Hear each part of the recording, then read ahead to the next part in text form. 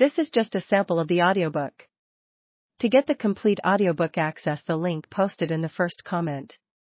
For the Duchess, who had grown thin and frail, even as her belly had grown round and wide.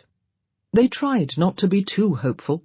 After all, the Duchess had already delivered and buried 2 babes, and even if she did manage to safely deliver a child, it could be, well, a girl. As the Duchess's screams grew louder and more frequent, the Duke shoved his way into her chamber, ignoring the protests of the doctor, the midwife, and her Grace's maid. It was a bloody mess, but the Duke was determined to be present when the babe's sex was revealed. The head appeared, then the shoulders. All leaned forward to watch as the Duchess strained and pushed, and then the Duke knew that there was a God, and he still smiled on the Bassets. He allowed the midwife 1 minute to clean the babe, then took the little boy into his arms and marched into the great hall to show him off. "I have a son!" he boomed. "A perfect little son!" And while the servants cheered and wept with relief, the Duke looked down upon the tiny little Earl and said, "You are perfect. You are a Basset. You are mine." The Duke wanted to take the boy outside to prove to everyone that he had finally sired a healthy male child, but there was a slight chill in the early April air, so he allowed the midwife to take the babe back to his mother. The Duke mounted one of his prized geldings and rode off to celebrate, shouting his good fortune to all who would listen. Meanwhile, the Duchess, who had been bleeding steadily since the birth, slipped into unconsciousness, and then finally just slipped away. The Duke mourned his wife. He truly did. He hadn't loved her, of course, and she hadn't loved him, but they'd been friends in an oddly distant sort of way. The Duke hadn't expected anything more from marriage than a son and an heir, and in that regard his wife had proven herself an exemplary spouse.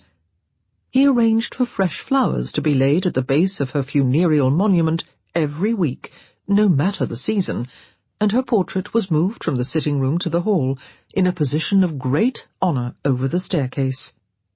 And then the Duke got on with the business of raising his son. There wasn't much he could do in the first year, of course.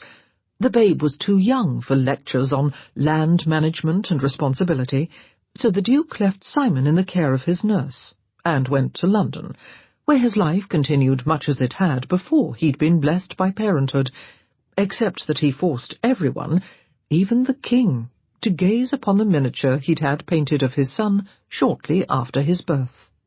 The Duke visited Cliveden from time to time, then returned for good on Simon's 2nd birthday, ready to take the young lad's education in hand. A pony had been purchased, a small gun had been selected for future use at the fox hunt, and tutors were engaged in every subject known to man.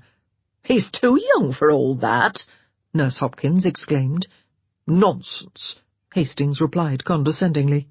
"Clearly I don't expect him to master any of this any time soon, but it is never too early to begin a duke's education."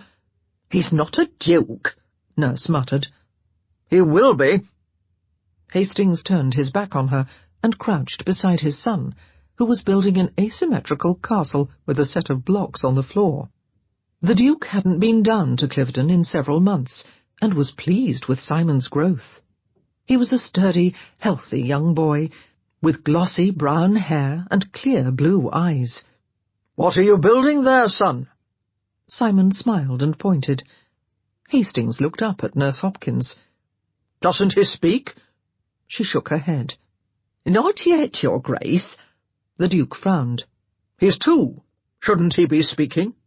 "Some children take longer than others, Your Grace. He's clearly a bright young boy." "Of course he's bright. He's a Basset." Nurse nodded. She always nodded when the Duke talked about the superiority of the Basset blood. "Maybe," she suggested, "he just doesn't have anything he wants to say." The Duke didn't look convinced, but he handed Simon a toy soldier, patted him on the head, and left the house to go exercise the new mare he'd purchased from Lord Worth. 2 years later, however, he wasn't so sanguine. "Why isn't he talking?"